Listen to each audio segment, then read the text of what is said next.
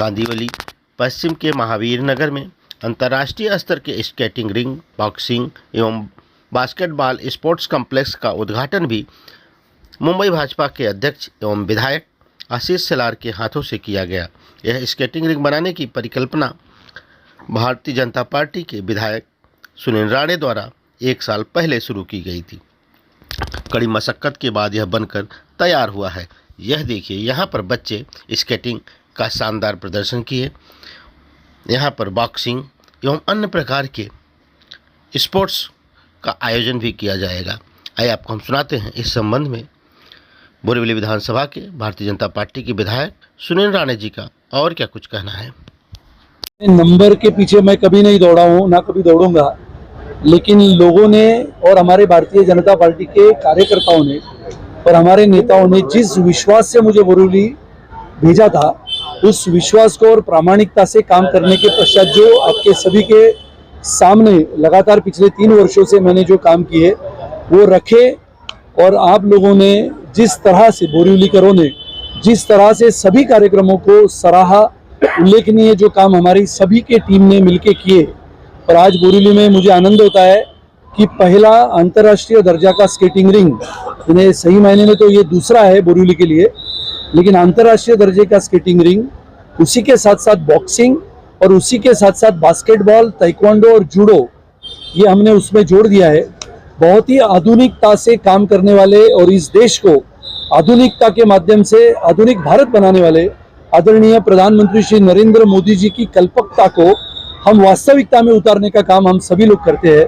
और मुझे लगता है कि आज का ये दृश्य आप सभी ने देखा है, और ये दृश्य इसी चिर परिचित बोरीवली के नागरिकों का है, जिनके आज की आधुनिक पीढ़ी के बच्चे इस कार्यक्रम में सम्मिलित होकर इस मैदान पे उपस्थित हैं। विधायक जी, कुछ स्केटिंग के लिए चार्ज रखा जाएगा?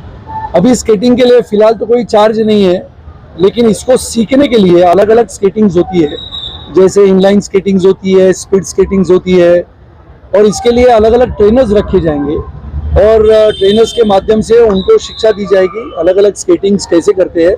और विशेष रूप से बोरीवली की एक छोटी बच्ची जिसका नाम भूमि शिखर है, उसी को प्री ओलंपिक्स के लिए बोरीवली से, जिसकी उम्र 8 साल की है, उसको सिलेक्ट किया गया है। मैं मानता हूं कि आने वाले समय में बोरीवली ये स्पोर्ट्स का, खिलाड़ियों का एक नगर बनेगा। ऐसा मेरा विश्वास। राइफलिंग के लिए और हॉर्सिंग के लिए राइफल क्लब का उद्घाटन सम्माननीय देवेंद्र जी, जो हमारे उप मुख्यमंत्री है, भारतीय जनता पार्टी के नेता है, उनके हाथों से करना है। इसके लिए 26 जनवरी तारीख मैंने तय की है प्रजासत्ताक दिन की, या फिर उसके आगे पीछे 2-4 दिनों में राइफल क्लब का उद्घाटन बोरीवली में, पहला बहुत ही सुंदर राइफल क्लब। जैसे हम जानते हैं कि राइफल शूटिंग के माध्यम से अपनी नेमबाज अंजलि भागवत पूरे देश से लेकर विदेश तक पहुंची थी, अपने राघवेंद्र सिंह राठौड़ वो भी पहुंचे थे। अलग अलग, जिसमें हम कहते हैं कि राइफल शूटिंग के माध्यम से लोग आगे बढ़ते हैं। स्पोर्ट्स का एक नया नजरिया, नया दरिया हम देखते हैं। और राइफल शूटिंग क्लब और आर्चरी क्लब ये बोरीवली के शिमपोली में, जहाँ पर हमारी अंजलि ताई केड़कर नगर सेविका है, वहाँ पर आने वाले 20 दिनों में शुरू होने वाला है। सर, इसको बनाने में कितना वक्त लगा? अभी ये आपने देखा, इसको बनाने में मुझे 1 साल लगा। राइफल शूटिंग क्लब बनाने में करीबन 6-8 महीने लगे। जिसके बाहर का जो गार्डन है उसको अभी बनाने में और 1-2 महीना लगेगा। मैंने महानगर पालिका के आयुक्त सम्माननीय श्री इकबाल सिंह चहल जी को ये दरखास्त किया, अनुरोध किया है कि वर्ली के बाद ऐसा है कि आप सभी ने देखा ओलंपिक्स में घोड़ों का महत्व है, घोड़े सवारी का, घोड़े ऑब्स्टेकल्स पार करके जाते हैं उसका, इसके लिए घुड़सवारी बोरीवली में हो बच्चों के लिए, इसका मेरा प्रयास है। और मेरा विश्वास है कि महानगर पालिका के कायदे कानून में हॉर्स राइडिंग के लिए जगह नहीं थी, लेकिन बोरीवली के मैदानों को देखते हुए एक मैदान बोरीवली में नए रूप से घुड़सवारी के लिए, बच्चों के लिए हम बनाने वाले हैं, और आप सबको उसका न्योता दें।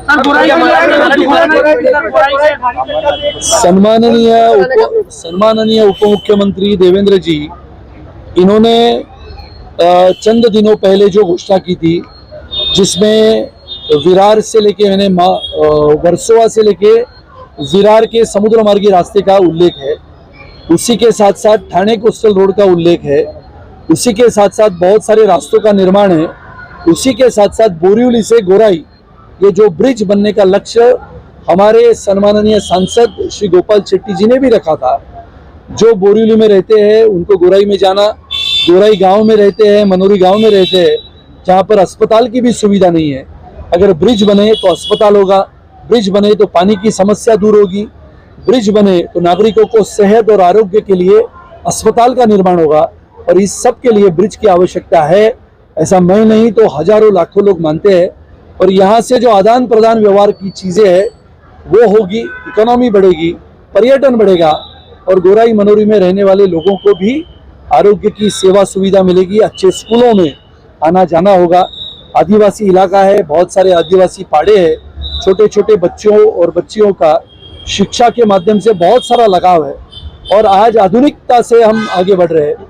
अब सबको याद होगा ब्रह्मपुत्रा नदी पे बना हुआ धोला से सदिया सबसे बड़ा पुल जब निर्माण हुआ तो करीबन 150 से 200 किलोमीटर लंबा जाने का रास्ता कम हुआ, 15 मिनट में वो रास्ता पार होता है। आज अगर आपको गोराई गांव जाना है या फिर गोराई गांव या मनोरी में किसी नागरिक की कुछ कारण से दुर्घटनाग्रस्त होते हैं या फिर बीमार गिरते हैं तो यहाँ से एम्बुलेंस जाने के लिए 36 किलोमीटर लगते हैं। और इसके लिए मेरा मानना है, बहुत सारे लोगों को लगता है ब्रिज की आवश्यकता क्या है, लेकिन ब्रिज होगा। ब्रिज की आवश्यकता बहुत सारे लाखों लोगों को है, पर्यटन भी होगा, बोट की सुविधा भी होगी, बोट में से भी पर्यटक जाएंगे। आने वाला समय या आधुनिकता के माध्यम से एक आधुनिक भारत, इस भारत के निर्माण के लिए आदरणीय प्रधानमंत्री श्री नरेंद्र मोदी जी काम करते हैं। उन्हीं के साथ साथ कंधे से कंधा मिलाते हुए हम सब कार्यकर्ता ये आधुनिक भारत की नींव रखने का काम हम सब मिलकर करें और एक आधुनिक भारत का निर्माण करें, ऐसी मेरी इच्छा।